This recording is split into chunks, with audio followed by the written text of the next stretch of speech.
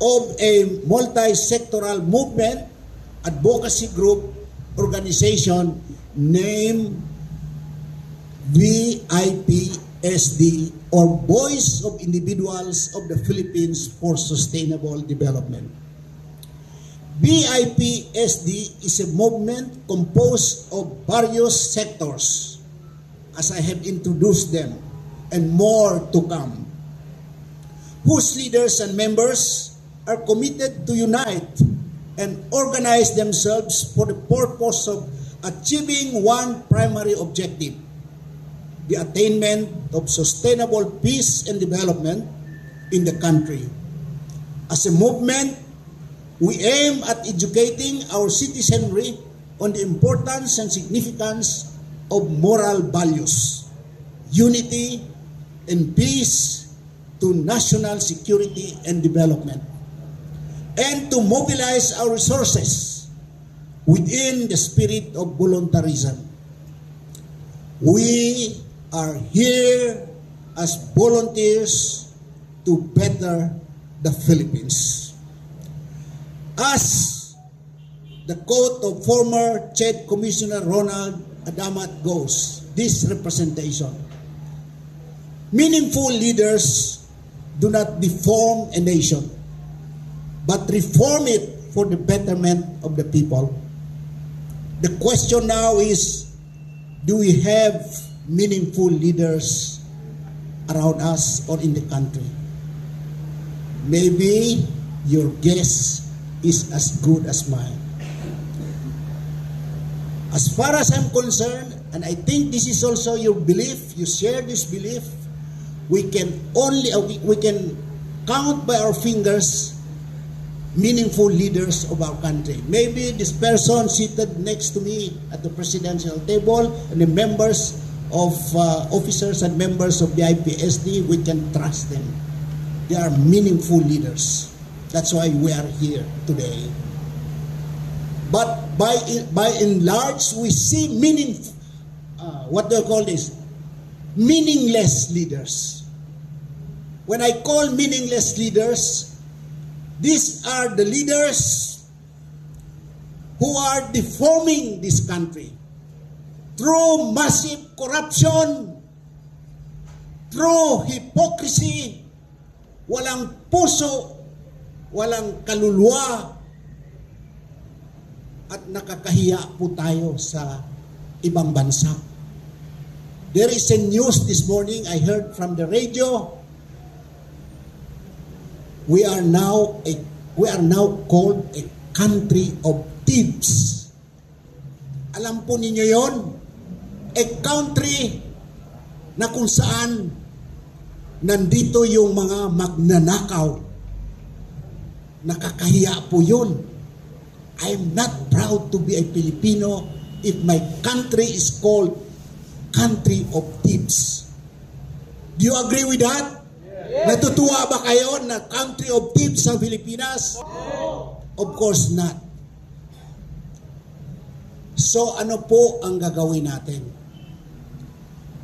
Kaya po tayo nagkaroon ng ganitong organization because to our belief, we want to be part of the solutions to reform the country. But our country's problems are so complex and huge, which require the adaptation and implementation of what we call RAD leadership framework or approach. Ano po ang RAD leadership approach or framework? RAD. RAD, R stands for resilient. A stands for agile. And D stands for developmental leader. RAD also means effective, cool, and exciting. It's also a short term for radical. We need a radical leader to implement radical change and bring this country to greater heights. And as we see and for that matter, we see these qualities in Vice President Sara Duterte. Do you agree? Yes. Do you agree? Yes. Do you agree that VP Sara is a RAD leader? Resilient, agile, and developmental. A leader whose dedication to public service is selfless, inspiring, and transformative, with strong conviction in the execution of her sworn duty. A leader who always offers solutions to problems. Look what happened to Davao, Cebu.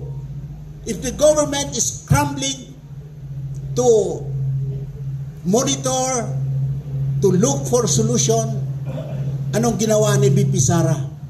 Without any words, dumating ang relief goods from the people of Davao City. Yan ang kailangan nating leader. Action agad. Agile leadership is very important.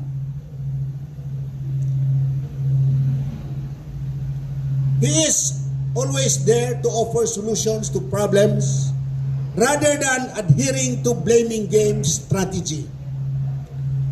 A leader based on the results of various national surveys clearly showed the highest trust by Filipinos as they are inspired over leadership despite being continuously castigated with so many accusations heard against her.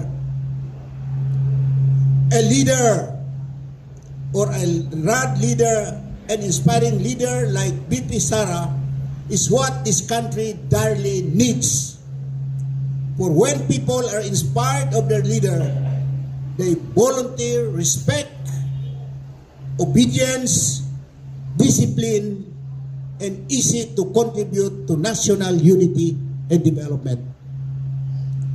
These are the very reasons why we support and urge VP Sara to run for the presidency in 2028 and promise to support her all the way.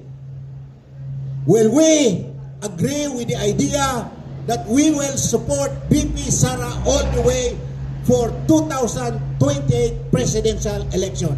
Do we agree?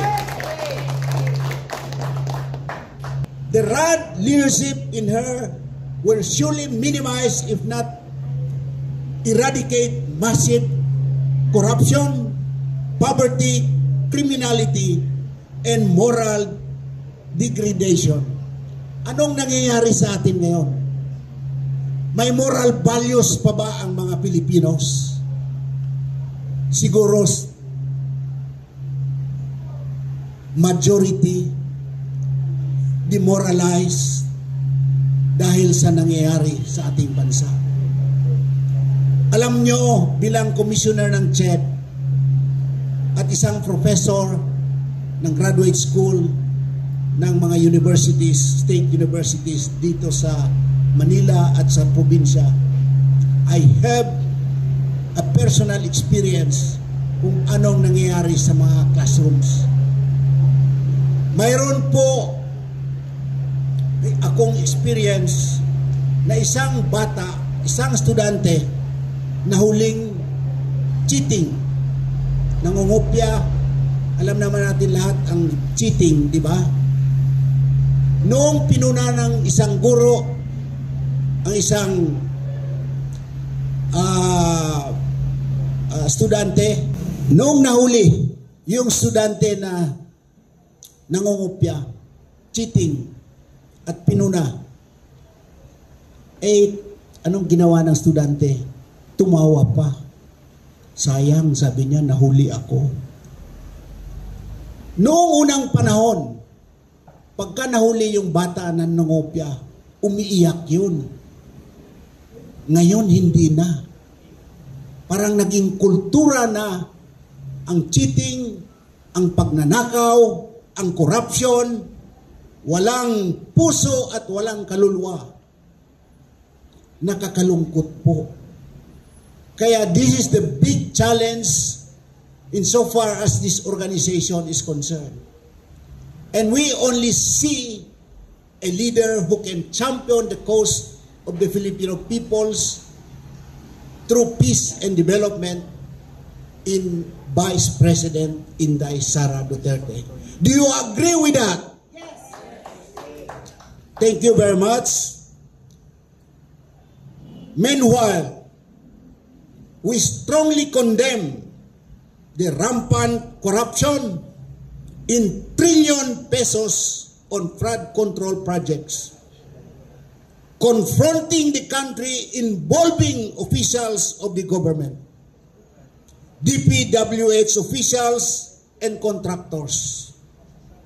Because of this, the Filipino people's trust has been severely eroded due to government failures, especially on accountability by the Marcos Jr. administration. Mr. President Bongbong Marcos Jr., the nation is at its critical juncture. The international community are watching us. In fact, they call us, most of them call us, country of thieves. Nakakahiya po. Save this country from further devastation, Mr. President, by holding the culprits of the flood control project scandals accountable and be put behind bars, irrespective of who they are. Otherwise, the Filipino people will continue to demand for your resignation. Thus, if you cannot do this, history will remember you as president of cover-ups and weak action. Thank you very much, and thank you for your presence in this momentous occasion this morning.